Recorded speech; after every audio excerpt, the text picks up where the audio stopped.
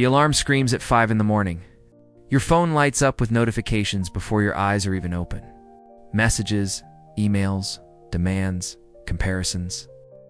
Someone just posted their perfect life, while you're lying there wondering if you're falling behind. The pressure builds before you've even left your bed. Traffic, deadlines, expectations, opinions flying at you from every direction. Your mind races through 1,000 thoughts at once. What people think of you. What you should have said yesterday. What might go wrong tomorrow. The noise is deafening, even in the silence. You feel it in your chest, that tight knot of anxiety that never quite unravels. Modern life moves fast, too fast, and somewhere between the chaos and the constant stimulation, you've lost your center. You've forgotten who you are beneath all the performance, all the striving. All the desperate attempts to keep up with a world that never stops moving. 2,000 years ago, a man sat in a tent on the edge of the Roman Empire. Outside, barbarian armies threatened the borders. Inside the capital, plague ravaged the streets. Betrayal lurked in the shadows of his own court. The weight of an entire civilization rested on his shoulders. His name was Marcus Aurelius, and he was the most powerful man in the known world. He could have crumbled under that pressure. He could have let the chaos consume him. But instead, in the quiet moments between battles and political storms, he wrote to himself. Not for glory or publication, but for survival. He wrote about discipline, about control, about what it means to be human when the world is falling apart. Those private journals became known as the Meditations, and buried within those ancient pages are 7 principles that feel less like philosophy and more like a blueprint for navigating the exact chaos you face today. The first truth Marcus understood is that discipline is the foundation of everything.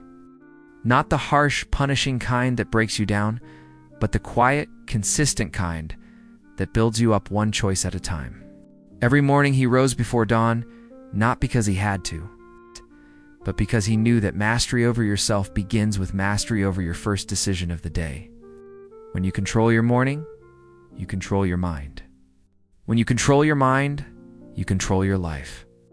Marcus believed that the quality of your entire existence flows from the small disciplines you maintain when no one is watching. The discipline to put down your phone and pick up a book, the discipline to move your body even when it resists, the discipline to sit in silence instead of drowning in distraction. These aren't grand gestures or dramatic transformations. They're the unglamorous daily decisions that separate those who drift through life from those who direct it. In a world screaming for your attention every second, discipline becomes rebellion. It's the refusal to be pulled in 1,000 directions by forces outside yourself. It's the choice to move with intention instead of reacting to every impulse, every notification, every fear that tries to hijack your focus.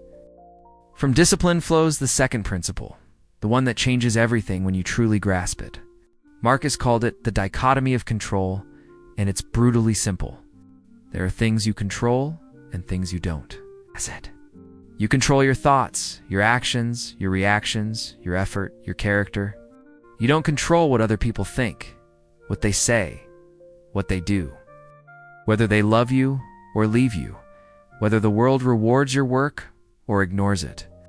Most of your suffering comes from wasting energy on that second category, trying to force outcomes that were never yours to force.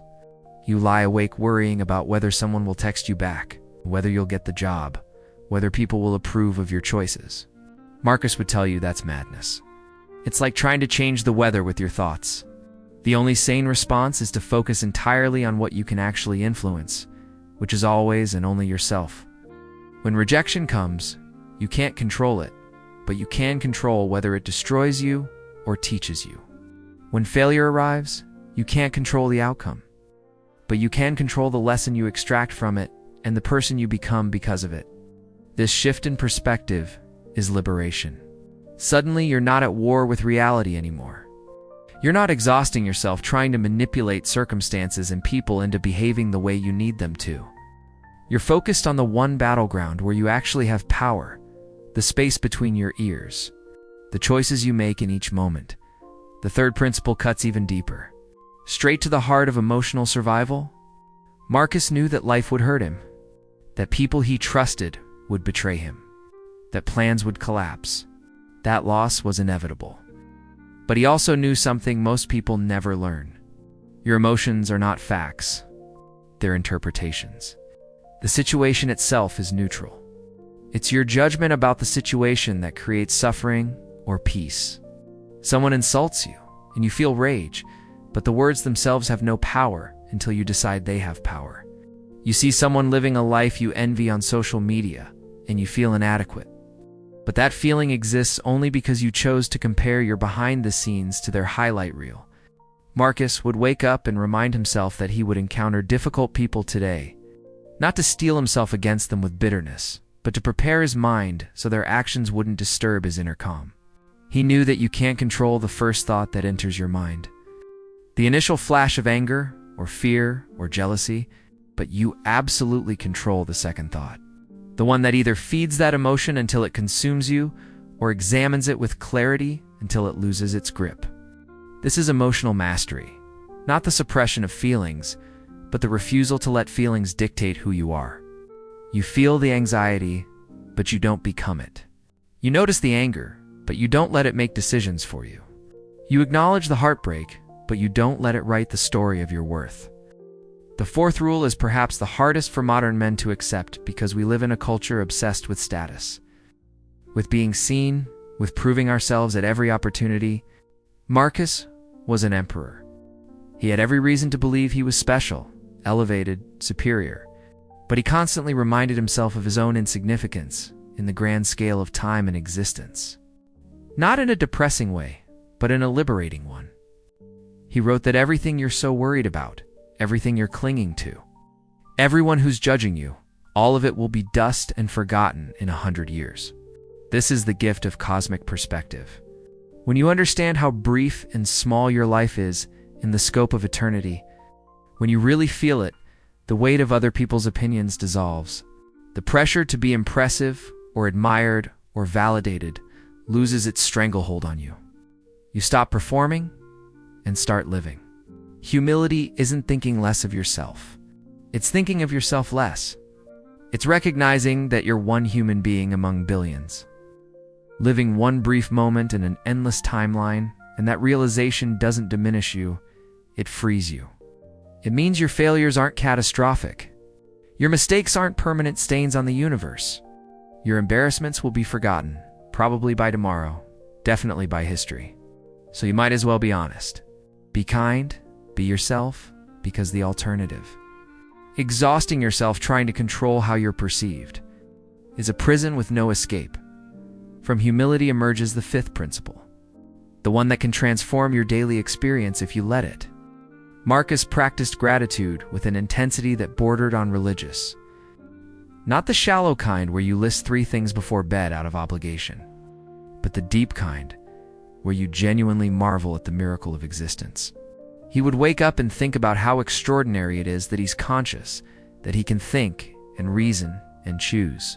He'd feel gratitude for the people in his life, even the difficult ones, because they taught him patience and resilience. He'd appreciate the simple fact that the sun rose, that he had another day to improve, to contribute, to be a slightly better version of himself than he was yesterday. In a world built on scarcity and comparison, gratitude is radical.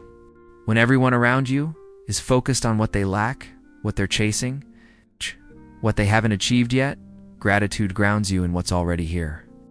It shifts your entire orientation from deficit to abundance. You stop seeing your life through the lens of everything that's wrong or missing, and start seeing it through the lens of everything that's working, everything that's available, everything that's possible. This doesn't mean ignoring problems or avoiding growth. It means approaching both from a position of fullness rather than emptiness. You're not desperately trying to fill a void. You're building on a foundation that's already solid. The sixth principle is the one that gives your life direction when everything feels meaningless. Marcus believed that every human being has a purpose, not some grand cosmic mission necessarily, but a fundamental duty: to be useful, to contribute, to make the lives of others slightly better because you were here. He asked himself constantly whether his actions were aligned with the common good, whether he was serving something beyond his own comfort and pleasure. In a culture drowning in nihilism and self-obsession, this idea feels almost foreign. We're told to follow our passion, to prioritize our happiness, to put ourselves first. But Marcus would say that meaning doesn't come from chasing what feels good. It comes from doing what's needed, from showing up, from being reliable, from contributing something of value to the world, even if that contribution is as simple as being a good friend, supportive presence, a person who keeps their word. When you orient your life around service, around being useful rather than being celebrated, everything changes. You stop waiting for motivation and just do the work. You stop needing external validation, because the work itself is the reward. You stop feeling like life is happening to you and start recognizing that you're an active participant in the collective human experience. And your participation matters. Even if no one ever applauds it, the seventh and final principle is the one that holds everything together. Life inevitably breaks you, because it will. You'll face rejection that feels like the end of the world, failure that makes you question everything, loss that hollows you out, betrayal that shatters your trust. Marcus faced all of it. His children died. His wife may have betrayed him. His empire teetered on the brink of collapse. And through it all, he clung to one unwavering truth. Resilience is not about avoiding pain. It's about what you build from it. Every obstacle, he believed, is an opportunity to practice virtue. If someone wrongs you, it's an opportunity to practice forgiveness. If you fail, it's an opportunity to practice humility and perseverance. If life knocks you down, it's an opportunity to prove that you can get back up. This isn't toxic positivity or denying that bad things are bad. It's the radical reframing that transforms suffering from something that happens to you into something that strengthens you. Marcus would say that the impediment to action advances action. What stands in the way becomes the way. The breakup that destroyed you teaches you what you truly need in a partner. The job you lost forces you to discover what you're actually capable of. The failure that humiliated you strips away the illusions so you can build something real. Resilience is the muscle you develop by surviving, by continuing, by refusing to let circumstances dictate your character. These 7 principles: discipline, focus on what you control, emotional mastery, humility, gratitude, purpose, and resilience. They're not ancient relics gathering dust in philosophy textbooks. They're not abstract ideas for scholars to debate. They're tools forged in the chaos of an empire at war, tested by a man who had every reason to break, but chose to build himself stronger instead. Marcus Aurelius never intended for anyone to read his words. He was writing to survive, to remind himself of what mattered when everything around him was falling apart. And that's exactly why his words still work. Because the chaos he faced, the pressure, the uncertainty, the noise, the betrayal, the constant demand to be more than you feel capable of being, that chaos is your chaos. The details have changed, but the human struggle hasn't. You're not fighting barbarians, but you're fighting comparison, anxiety, distraction, the relentless voice in your head that says you're not enough. Marcus would tell you that the fight is winnable, not by controlling the world, but by mastering yourself. Not by chasing more, but by becoming more. Not by waiting for life to get easier, but by making yourself stronger. These rules won't fix everything. They won't make the pain disappear or the challenges vanish. But they'll give you something more valuable. A center, a foundation, a philosophy that holds when everything else shakes. And in a world that's designed to keep you reactive, scattered, and desperate for approval, that kind of inner stability isn't just helpful. It's everything. It's the difference between being tossed around by every storm and standing firm in the middle of one.